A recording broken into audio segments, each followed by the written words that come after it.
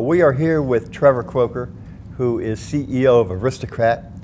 And Aristocrat is a company that, it seems every year, Trevor, we say you guys are on a winning streak. And it's really impressive. I was just looking over some of the major financial metrics for your company for the first half of the year, and you're up double digits in almost every category, and even over 30% in some. Can you just give us a little bit of an update on where you've been in this past year and where you hope to be in the coming year? Yeah, sure. Thanks, Frank, and good morning. We're in our blackout period, so we've just finished our financial year, so I'll probably talk more towards where we were in May and the momentum that we've continued since May. So we finished the first half very strongly. Our land-based business continues to grow and taking share in core businesses, but also moving into adjacencies, and adjacencies such as Washington CDS, VLT, Class 2 Ovation, and for sale Stepper. And we're continuing to grow in that part of the world. The digital business has delivered well for us in the half as well, and we see the digital business still continuing to be able to grow and provide growth in the long term for the organisation as a whole. How do we see it going forward? I think the way that we think about it is really around continuing to build an innovative suite of products, so always continuing to make great products. Keep focusing on those adjacencies and how do we attack the adjacencies and prioritise those. Focus on our culture, our people and the talent in the organisation, and also operational effectiveness as well, and that's really what we're continuing to drive through this year. We see next year having strong growth as well, and we'll continue to execute on those plans. I think the only other thing on top of that we've really focused on this year is really our culture, improving our D&I position, also bringing in responsible gameplay and thinking about how we can take both that message internally, which is resonating with our people, externally as well, as we look to be a leader in the industry as a whole. We tend to think, I say we, a lot of us tend to think of Aristocrat in terms of slot machines. And of course, attendant to slot machines are systems. But basically we're thinking casino games, and yet you have developed a really diverse company, and your digital is now about a third of the business, is that right? And it's growing, maybe it's the fastest of your segments. Can you tell us a little bit about the three segments and what your strategies are, or your intentions are for them? Well, I think the three strategies, it's the same for each one of them. It comes down to talent, content and distribution. And really that's the way we think about our business, is around have we got the talent. We make great content for our customers, and that's being our land-based customers or potentially our digital customers. And then we look at distribution channels, and that's where adjacencies, digital come together. And so we're seeing a lot of learnings across the organisation now in the way we think about those three lenses of distribution, talent and content. And we're seeing good learnings in the way we think about the way we make games, both land-based games and also casual games. So digital business is exciting for us. It is a new business for us, but our land-based business is what we're very proud of, and the strong content that we continue to make today. And if you looked at Aristocrat 3 or 5 years out, how will the company look? Yeah, we don't have a prescribed view of what it looks like. I think what we'll say is our view is our purpose, and our purpose is to bring joy to life through the power of play. And that's what we really focus on. So we're looking to do that, and it comes back to that content, talent and distribution. And so we're always looking to make innovative products, we're looking to make great games that players like to play, and continue to build on the technology and hardware to do that. So I think in the years out, you'll see us becoming more and more focused on the content. And I know you might say it's difficult when you look at what we're doing already, but we still believe there's opportunity to do more and focus more on making great content and continuing to grow the business that way.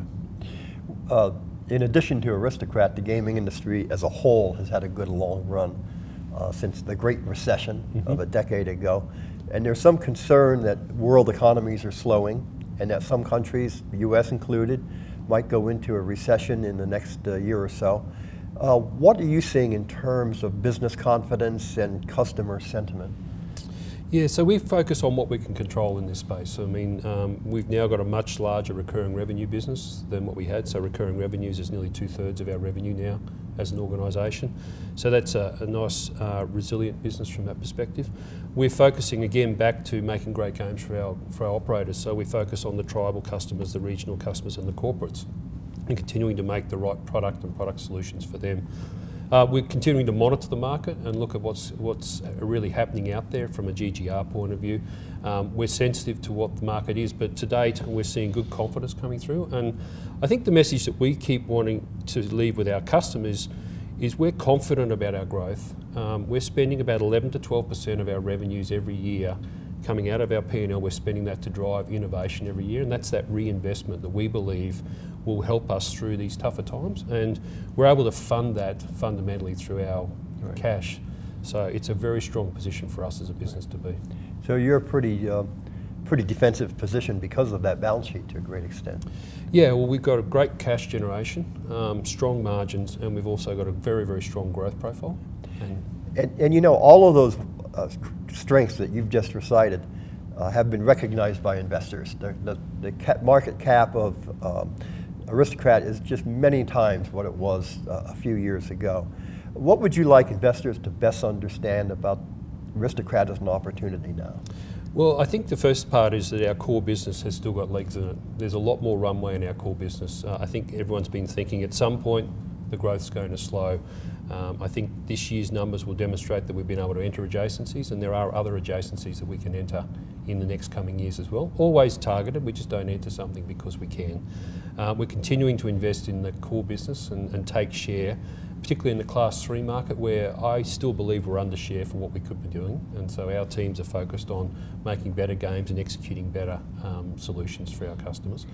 And then the digital side of things is that's a business that is really starting to flourish for us now. So I think our investors would see a strong growing company that's got a lot of potential to continue to grow for a number of years with a diversified revenue streams to give it protection longer term. And I think that plus the strong cash generation that we spoke about, very, very strong balance sheet is a good place to be. Well, it's a very consistent message. You know, content, culture, adjacencies, growing into adjacencies. So we got 30,000 people here this week at G2E, all eager to see the best new products. What must they absolutely see at your exhibit? Well, I'm going to give you 5. Okay. I know that's probably longer than you want, but I'm going to give you 5. So first of all, Mars X, which is our latest mainstream cabinet. It's just been released in the last quarter, and we're very, very proud of that, bringing hardware innovation to the floor, but also bringing new gameplay. On top of that, we've then got Edge X, which is a 43-inch curved screen in the gaming ops business with Farmville, and also we'll be launching Star Trek Next Generation on that. The third one is Dollar Storm, which is the next evolution of the Lightning Link, Dragon Link to a Dollar Storm, which is on the Mars cabinet as well, and an MSP product.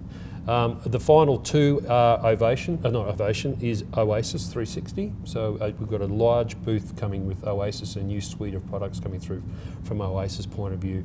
And so from our perspective, we feel pretty confident about that whole solution. And then we've actually got some advanced ideas around connectivity and bringing new innovation to the floor as well. So they're the 5 things that if you want to look at Aristocrat, that's just the 5. There's a lot more to come and see, but that's 5.